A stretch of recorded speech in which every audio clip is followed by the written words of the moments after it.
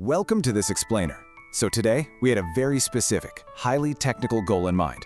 We were totally ready to dive deep into the Monarch NIC 3000 error codes for elevator parts.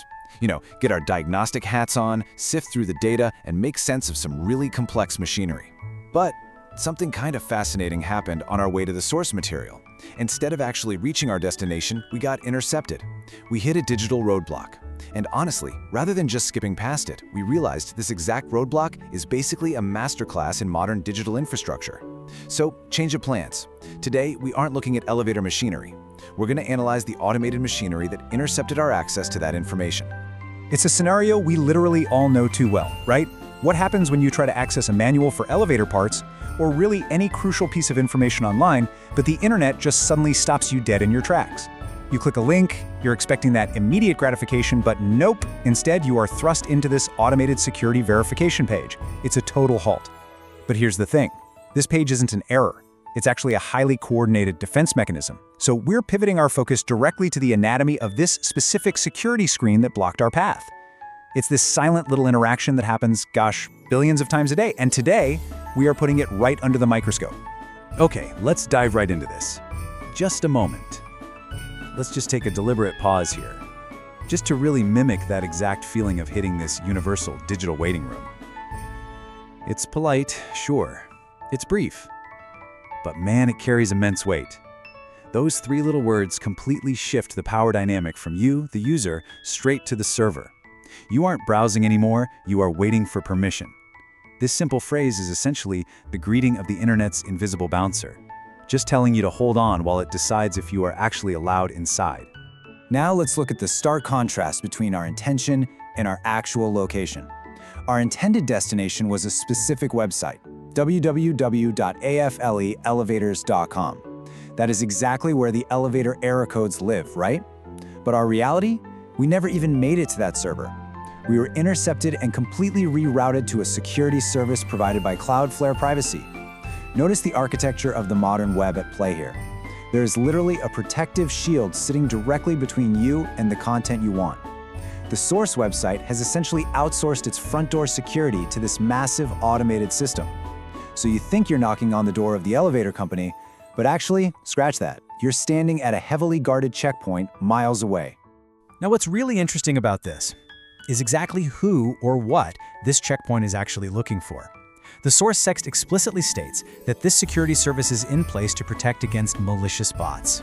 This entire screen, this whole waiting period, it exists solely to verify that you are a real human being and not one of these invisible automated threats. See, the website is under constant potential siege by scripts designed to scrape data or crash servers or hunt for vulnerabilities. So the verification page is deployed as a filter. It's essentially a digital Turing test happening in a fraction of a second, asking, are you flesh and bone or are you code? Let's move along and see how this actually builds.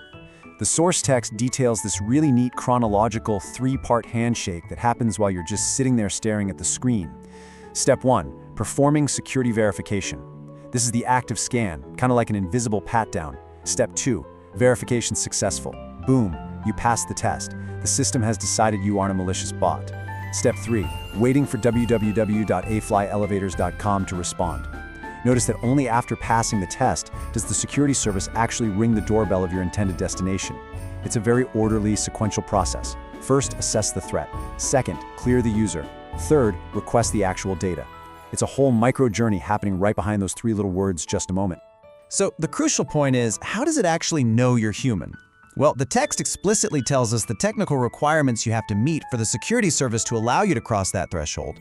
To continue, you must enable JavaScript and enable cookies.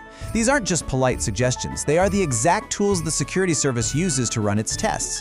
JavaScript allows the page to run complex calculations right on your browser to see how it behaves, while cookies help remember your session and verify your identity over time.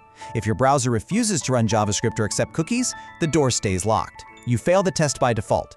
These two settings are quite literally the keys to the digital kingdom. And this brilliantly illustrates the sheer precision of this entire operation. Down at the very bottom of the source text is this incredibly specific string of characters. Ray ID, 9F86D231-3F361197. Now, this isn't just some random error code. It is a highly specific, totally unique alphanumeric fingerprint assigned to this exact singular interaction. Out of the billions of security checks happening globally at this very second, this unique ID is yours alone. If something goes wrong, or if you actually are a malicious bot that gets blocked, this Ray ID acts as the exact receipt of the interaction, logged safely in a server somewhere. It shows that, in the eyes of the digital infrastructure, your brief pause on this page was a meticulously recorded event. We started out looking for a manual on elevator parts, but we ended up dissecting the automated gatekeeper of the entire internet. It really makes you step back and think about the sheer scale of this invisible infrastructure, doesn't it? Every single time you click a link, read an article, or look up an error code, you are more than likely passing through one of these hidden checkpoints. So I want to leave you with this final thought to ponder as you continue browsing today. How many of these invisible security handshakes do you trigger every single day? How many times are you silently tested, verified, and granted access without even realizing it? Thank you so much for joining me for this explainer. Keep your curiosity sharp, and hey, pay a little more attention to those digital waiting rooms.